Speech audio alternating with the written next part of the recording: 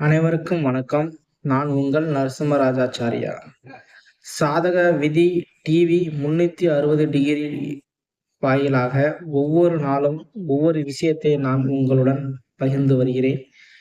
நம்ம டிவி சேனலுக்கு ஆதரவு தருவதற்கு சப்ஸ்கிரைப் செய்து தொடர்ந்து நம்ம வீடியோக்களை பார்க்க நான் உங்களிடம் வேண்டுகொள்கிறேன். நாம் கால சர்ப்ப தோஷத்தை பற்றி ஒவ்வொன்றாக பார்த்து வருகிறோம். அதனுடைய வீடியோ தொகுப்புகளையும் நாம் இந்த வீடியோவில் இணைத்துள்ளோம். ஒவ்வொரு வகை கால சர்ப்ப தோஷத்தை பற்றி நீங்கள் தெளிவாக அறிந்து கொள்ளுங்கள். இன்று நாம் பார்க்க வேண்டியது 10வதாக உள்ள கடக கால சர்ப்ப தோஷத்தை பற்றி நாம் பார்க்க வருகிறோம்.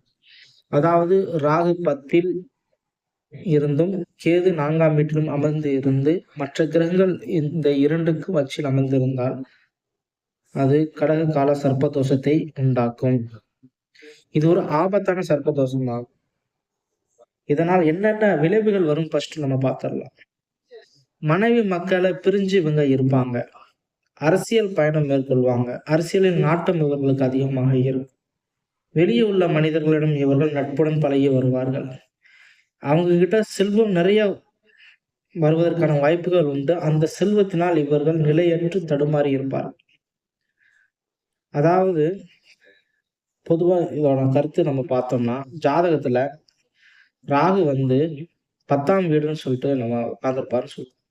அதாவது அது ஒரு சந்தோஷமான ஒரு ஸ்தானம். ஜாதகருக்கு ஒரு சந்தோஷத்தை வழங்கும் அந்த ஸ்தானம் 10வது. அந்த 10வது ஸ்தானத்துல ராகு உட்கார்ந்துருக்கறனால அவருக்கு அந்த சந்தோஷம் கிடைக்கிறது ரொம்ப தடுமாறும். ரொம்ப தடுமாறி தான் அவருக்கு சந்தோஷமே கிடைக்கும். அவர் தன்னோட வாழ்நாள மகிழ்ச்சியாவே இருக்க முடியாது. இது ஒரு பக்கம் நடந்து போயிட்டு இருந்துச்சுன்னா, இந்த கடக கால சர்ப்ப தோஷத்தோட இன்னொரு விளைவு என்ன ஏற்படுத்தும்னு சொன்னா, தாயோட அன்பு பிறக்கும் தருவாயில் இருந்தே தாயோட அன்பு இவங்களுக்கு குறைவாவே இருக்கும். ஏன்டா இந்த பிள்ளைய பெத்தோம்னு சொல்ற அமைப்பு அந்த தாய்க்கு அடிக்கடி உண்டாயிட்டே இருக்கும்.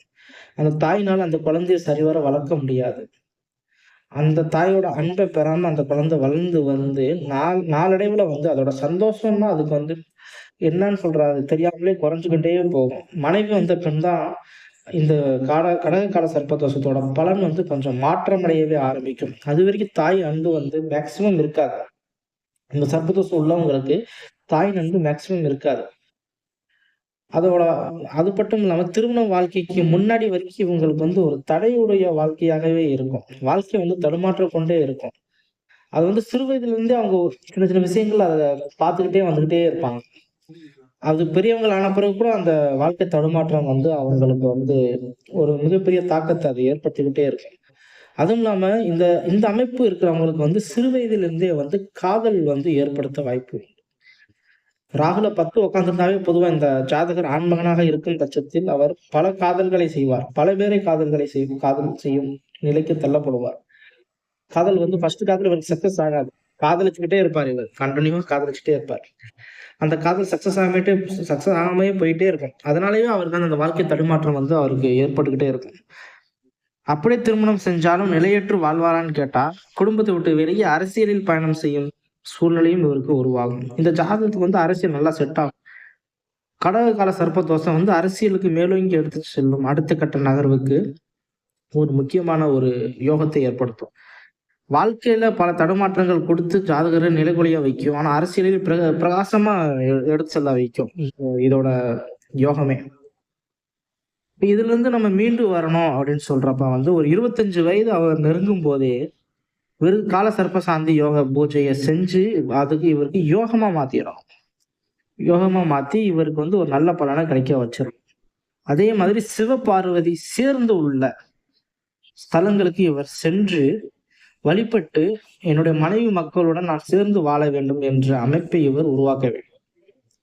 ஏன்னா இவங்க திருமண வாழ்க்கையை நாடவே மாட்டாங்க. இந்த கடக கால சர்ப்ப தோஷம் வந்துட்டாவேவும் திருமண வாழ்க்கைன்னா என்ன பெரிய வாழ்க்கை அப்படின்னு சொல்ற ஒரு மனப்பக்குவத்துக்கு அவங்க போயிடுவாங்க. எல்லாரும் வாழ்க்கை வாழ்றாங்க, நம்ம கொஞ்சம் வித்தியாசமா வாழுவோம் நம்ம அப்படின்னு சொல்லிட்டு அவங்க ஒரு அரசியல் பாதையை தேர்ந்தெடுப்பாங்க, இல்ல சினிமா பாதையை வேறு மாற்று வழியை தேர்ந்தெடுப்பார்கள். சம்சார வாழ்க்கை விதியை இவர்கள் தேர்ந்தெடுப்பதற்கு யோசிப்பார்கள். இந்த தோஷம் அப்படி யோசிக்க வைக்கும். அதனாலதான் சொல்றோம், ஆபத்தான தோஷங்களில் கடக கால சர்ப்ப தோஷமும் உண்டு. இது ஒரு ஒன்று. இதுக்கு பரிகாரம் சொல்லி பார்த்தோம்னா சிவபெருமான் தான். எல்லா கால சர்ப்ப தோஷத்துக்குமே ஆதிமூல கடவுள் வேண்டுவது சிவபெருமான் மட்டும்தான். அதே மாதிரி மகா மிருத்யுஜய மந்திரத்தை 108 முறை தினமும் சொன்னால் நல்லது. சில சில சர்ப்ப தோஷத்துக்கு நான் சொல்லியிருப்பேன், வாரத்துக்கு ஒரு வாட்டி சனிக்கிழமை சொன்னாவே போதும். சில தோஷத்துக்கு சர்ப்ப தோஷத்துக்கு நான் சொல்லியிருப்பேன், டெய்லி சொல்லணும்னு சொல்லியிருப்பேன். அந்த கேட்டகரியில தான் இது வரும். கடககால சர்ப்ப தோஷம் சொல்றது ஒரு ஆபத்தான சர்ப்ப தோஷம். அதனால மகா மிருத்யுஜய மந்திரத்தை 108 தடவை நீங்க டெய்லி சொல்லிதான் ஆகணும். அதுவும் இல்லாம இந்த காலகட்டம் உடைய இந்த ஜாதகர் திருமணம் செய்யாமல் வாழ்ந்தால் மிக நன்று. அப்படி திருமணம் செய்து வாழ்ந்தால் அது அவருக்கு நிலையற்ற வாழ்க்கையை ஏற்படுத்த உதவும். அதனால் இந்த புத்தி தடுமாறாமல் இருக்க, நல்ல வளத்தை பெற சிறு வயதில் இருந்தே பெற்றோர்கள் தன்னுடைய குழந்தைக்கு கடககால சர்ப்ப தோஷத்தை கண்டறிந்து அதற்கான முயற்சியில் இறங்கி அதிலிருந்து மீண்டு கொண்டு வர நீங்கள் சாந்தி கால சர்ப்ப பூஜையை செய்து நாக சர்ப்பத்தை சாந்தி அடைய செய்து அதிலிருந்து நீங்கள் சிறப்பு பெற நாங்கள் வலியுறுத்துகிறோம். நன்றி, வணக்கம்.